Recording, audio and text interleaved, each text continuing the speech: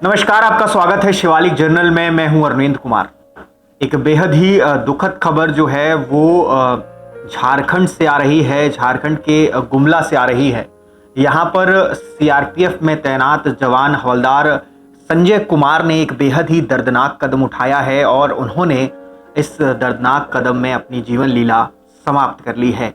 जी हाँ, आपको बता दूं कि संजय कुमार जो हैं वो 218 बटालियन सीआरपीएफ गुमला में तैनात थे। मूलतः वो जो है हिमाचल के मंडी जिले के न्योल गांव के जो कि सुंदरबाग उपमंडल में पड़ता है, वहां के रहने वाले थे। ऐसा बताया जा रहा है कि अभी कारणों का पता नहीं चला है कि वो उन्होंने इतना दर्दनाक कदम क्यों उठाया। आपको बता दूं कि उन्होंने जो है अपनी ही सर्विस रिवॉल्वर, अपनी सर्विस जो गन होती है उनकी AK-47 बताई जा रही है, जो सर्विस गन थी, उससे ही ये दर्दनाक कदम उठाया है। और सबसे बड़ी बात यह है कि वो 15 दिन पहले ही जो है छुट्टी काट के 21 नवंबर को जो है वो ड्यूटी पर गए थे। इसके बाद से ही लगातार अभी पता चला है कि सोमवार को उनकी ड्यूटी गार्ड रूम में थी। दोपहर करीब 2:15 बजे गोली चलने की आवाज़ अचानक से कैंप में आती है।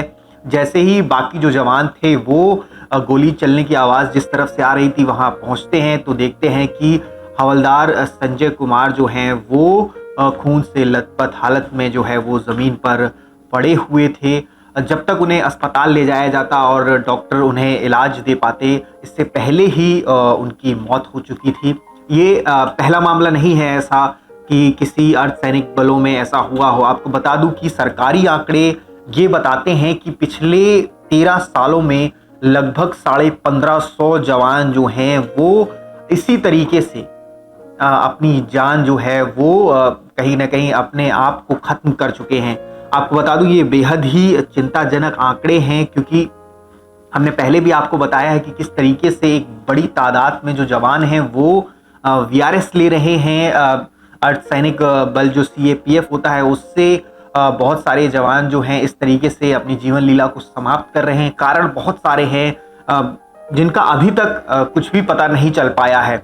चाहे वो अभी हाल ही में हुआ ये मामला हो जो कि झारखंड के गुमला में हुआ, चाहे वो पुराने 1550 मामले हों, किसी में भी कुछ भी साफ तौर पर नहीं कहा जा सकता कि ये सारी चीज़ें क्यों हो रही। बस एक चीज़ साफ तौर पर कही जा सकती है, वो ये है कि जो जवान हैं उनको कहीं ना कहीं मानसिक तौर पर कुछ ना कुछ जो है दिक्कत होती है, जिसके कारण वो इस तरीके का दर्दनाक कदम उठाते हैं। आपको बता दूं हमने पहले भी कई सारे ऐसे कारणों पर चर्चा की है, जैसे कि बहुत बार जवानों को जो होती है वो घर से परेशानियां होती हैं और उन परेशानियों के साथ वो ड्यूटी करता है, और जब वो बर्दाश्त के बाहर हो जाती हैं तो इस तरीके के वो दर्दनाक कदम उठा लेता है। ज़्यादातर मामलों में ड्यूटी का भी बहुत बार मसला होता है। ड्यूटी, क्योंकि जो ये एरिया हैं झारखंड के वो नक्सल प्रभावित एरिया हैं, यहाँ पर जो है जो जवानों की ड्यूटी होती है वो बहुत हार्ड होती है, हार्श होती है। कई बार ड्यूटी इतनी ज़्यादा होती है कि वो अपने आप को, अपने दिमाग को आराम नहीं दे पाते, अपने शरीर को आराम नहीं दे पाते और वो स्ट्रेस में आ जाते हैं। स्ट्रेस में आने के बाद जो जवान हैं वो इस तरीके का कदम उठा लेते हैं। बहुत बार ये भी देखा गया है कि साथियों द्वारा कुछ इस तरीके का मजाक किया जाना या फिर साथी जवानों द्वारा कुछ अपमानित किए जाने वाली बातें भी हमने देखी हैं, जिसके कारण भी जो जवान हैं वो इस तरीके का कदम उठाते हैं। और सिर्फ ये जवान खुद को ही नुकसान नहीं पहुंचाते, बल्कि ये जवान जो हैं वो अपने साथी जवानों को भी नुकसान पहुंचा देते हैं। आपको बता दूं कि और इसमें एक मसला ये भी आता है, कई बार हमने देखा है कि जो बड़े अधिकारी होते हैं, कई बार जो जवान होते हैं उनका भी कई बार प्रेशर होता है जवानों के ऊपर, जिसके कारण इस तरीके की घटनाएं जो हैं वो जो जवान जो है वो इस तरीके के कदम उठाते हैं। इनमें से कोई भी कारण हो सकते हैं जवानों के इस तरीके के दर्दनाक कदम उठाने के पीछे, लेकिन इन सभी का जो सबसे अभी तक हमें जो सबसे सही तरीका निकाला है कि इस तरीके की घटनाओं को कैसे कम किया जा सकता है, वो ये है कि एक स्वतंत्र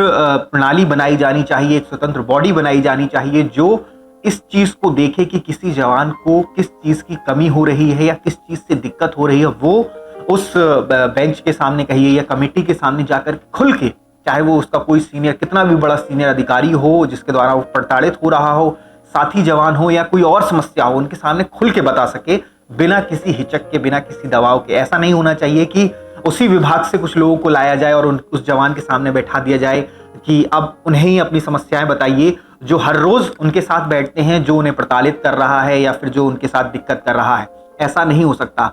एक अलग से एक बॉडी बनानी पड़ेगी जो काउंसिल करे इन जवानों को, जो समझे इनकी परेशानियों को और जो उसका निस्तारण करे अपने लेवल पे, जिनका अधिकारियों से, दूसरे जवानों से कोई लेना देना नहीं होना चाहिए। तभी शायद हो सकता है कि जवानों की जब समस्याओं का समाधान होना शुरू होगा तो जवान इस तरीके के कदम भी उठाना कम कर देंगे।